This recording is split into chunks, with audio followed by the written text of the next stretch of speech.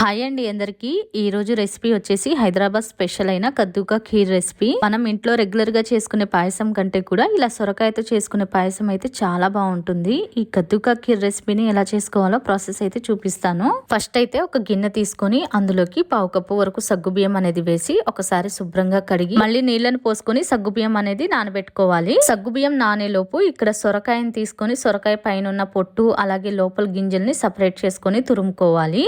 ఇక్కడ నేను తీసుకున్న సొరకాయ వెయిట్ వచ్చేసి 1/2 kg వరకు ఉంటుంది. సొరకాయని చక్కగా ఇలా పైన ఉన్న పొట్టంతా తీసేసి ఇలా పెద్ద హోల్స్ ఉన్న తురుము ఉంటుంది కదా, ఈ తురుము తోటి మనం సొరకాయని తురుముకోవాలి. ఈ సొరకాయ అనేది తురిమేటప్పుడు లోపల ఉన్న గింజలు రాకుండా చూసుకోవాలి. మీకు ఇలా తురుముకోవడం రాకపోతే ముక్కలుగా కట్ చేసుకుని లోపల ఉన్న గింజలు అనేవి సపరేట్ చేసైనా తురుముకోవచ్చు. ఇక్కడ నేనైతే సొరకాయని ఈ విధంగా గింజలున్న పార్ట్ మొత్తం సపరేట్ చేసుకున్నాను. ఇలా తురుముకొని పక్కన పెట్టుకోవాలి. ఇప్పుడు స్టవ్ ఆన్ చేసుకొని ప్యాన్ అయితే పెట్టుకోవాలి. ప్యాన్ లోకి 1 టేబుల్ స్పూన్ వరకు నెయ్యి అనేది వేసుకోవాలి. నెయ్యి లైట్ గా హీట్ ఎక్కిన తర్వాత 1 కప్పు వరకు సొరకాయ తురుము అనేది వేసేసుకోవాలి. ఇక్కడ నేను తురిమిన సొరకాయ తురుము అంతా కూడా 1 కప్పు వరకు అయ్యింది. సొరకాయ తురుముని లైట్ గా ఫ్రై చేసుకోవాలి. ప్యాన్ నుంచి సొరకాయ తురుము అనేది సపరేట్ అవుతూ ఉంటుంది. సొరకాయలో ఉన్న పచ్చివాసన అంతా కూడా పోయి అందులో ఉన్న వాటర్ ఇంకిపోయిన తర్వాత ఈ విధంగా సపరేట్ అవుతూ ఉంటుంది. ఇప్పుడు 1 పావు కప్పు వరకు నీళ్లను కూడా పోసుకొని సొరకాయ అలాగే నీళ్లు అన్ని కలిసేలాగా ఒకసారి కలుపుకోవాలి. ఇలా కలుపుకున్న తర్వాత మనం ముందుగా నానబెట్టుకున్న సగ్గుబియ్యం ఉంటుంది కదా, ఈ సగ్గుబియ్యంలో ఉన్న వాటర్ అనేది సపరేట్ చేసుకుని సగ్గుబియ్యం అంత వరకు వేసుకోవాలి. ఈ సొరకాయ తురుములోకి సగ్గుబియ్యం అలాగే సొరకాయ తురుము ఈ రెండు కలిసేలాగా ఒకసారి కలుపుకొని మూత పెట్టి 2 నుంచి 3 నిమిషాల వరకు మగ్గించుకోవాలి. 3 నిమిషాల తర్వాత ఇలా మూత తీసి చూస్తే సగ్గుబియ్యం అలాగే సొరకాయ రెండు కూడా మెత్తగా ఉడికిపోయి ఉంటాయి. ఈ విధంగా ఉడికిన తర్వాత ఇప్పుడు ఇందులోకి పాలు పోసుకోవాలి. ఇక్కడ నేను ఈ కప్పు తోటి 1 కప్పు వరకు సొరకాయ తురుము అనేది తీసుకున్నాను కాబట్టి 1 కప్పు సొరకాయ తురుముకి 2.5 నుంచి 3 కప్పుల వరకు పాలనేవి పోసుకోవాలి. ఇక్కడ నేను 2.5 కప్పుల వరకు పాలనేవి పోసుకున్నాను. ఈ పాలు కూడా ఫుల్ ఫ్యాట్ క్రీమ్ మిల్క్ ఉంటాయి కదా, అవి మాత్రమే యూజ్ చేయండి. అప్పుడే ఈ కద్దుకా ఖీర్ టేస్ట్ అనేది చాలా బాగుంటుంది.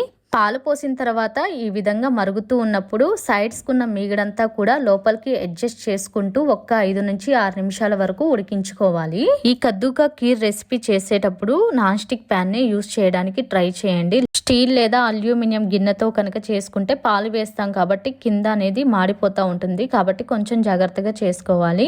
5 నిమిషాల తర్వాత ఇక్కడ కద్దుకా ఖీర్ అనేది కొంచెం దగ్గరకైంది కదా, ఇప్పుడు టేస్ట్ కి సరిపడేటట్టుగా షుగర్ అనేది వేసుకోవాలి. ఇక్కడ నేను 1/2 కప్పు వరకు షుగర్ అనేది తీసుకున్నాను. 1/2 కప్పు షుగర్ లో 2 టేబుల్ స్పూన్ల వరకు షుగర్ అనేది సపరేట్ చేసి ఆ 2 టేబుల్ స్పూన్ల వరకు మిల్క్ మేడ్ అనేది వేసుకున్నాను. మీ దగ్గర మిల్క్ మేడ్ లేకపోతే కనుక 1/2 కప్పు వరకు షుగర్ అయితే కరెక్ట్ గా సరిపోతుంది. కానీ మిల్క్ మేడ్ వేసుకుంటే ఆ రిచ్నెస్ అనేది మనకు తెలుస్తుంది తినేటప్పుడు.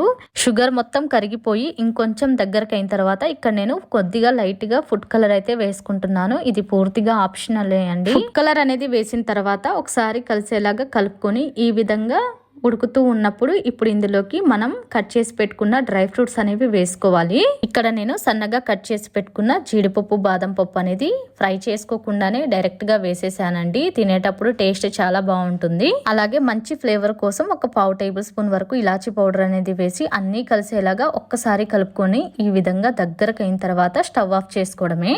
అంతేనండి, చాలా ఈజీగా సింపుల్ గా కద్దుకా ఖీర్ అయితే రెడీ అయిపోయింది.